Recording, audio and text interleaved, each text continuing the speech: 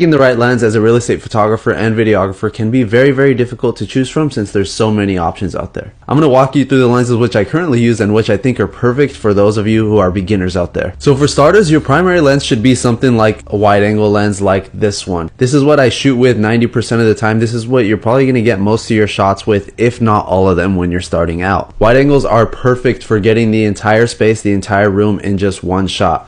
Because these shoot at such a wide field of view, you're really going to see most of the room, if not the entire room, with just one lens. I would say these wide angle lenses are absolutely crucial for real estate photography and videography. The wide angle lens I'm using here is a 14mm. This is a Sony G Master f1.8. This thing is very awesome. It's pretty lightweight and it's pretty compact for what it does. This is a fixed lens, meaning it stays at 14mm. The option to zoom in is non-existent and it just stays at one focal length the entire time. Here's what the lens looks like. It has this nice convex kind of glass element to it, and then there's the bottom with the surface contacts there. Now, if you're anything like me, you'll also want a secondary lens for those nice close-up shots. Personally, in my work, I like to get a lot of the detail shots, whether it's tile work, whether it's any woodwork, any nice details of a home that are worth capturing that's going to help sell the house. I like to capture on this lens.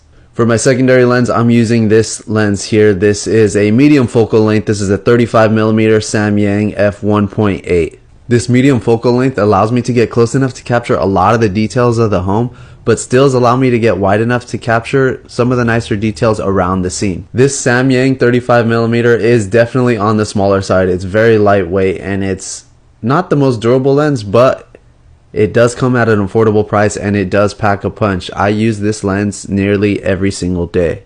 Now, as a beginner, I can understand that buying multiple lenses can become very costly, which is why I recommend one single lens that kills two birds with one stone. The 16 to 35mm is like the holy grail of real estate lenses. Many people I know shoot with them, although I don't own one myself. I have used one before and they are really awesome. It zooms out nice and wide to 16mm to get those nice wide shots to capture an entire room, but also zooms in to 35mm to get those nice tight shots and get those details that you really want to capture. The lens really allows a lot of flexibility, and although it is bigger than this lens, it really gets the job done and kills two birds with one stone, so you only really need to carry one lens around. Pricing options on those lenses do vary, but there's options out there for anybody depending on what camera you're shooting on. If you guys like videos like this one or want to see something else, drop a comment below and I'll be sure to get to it.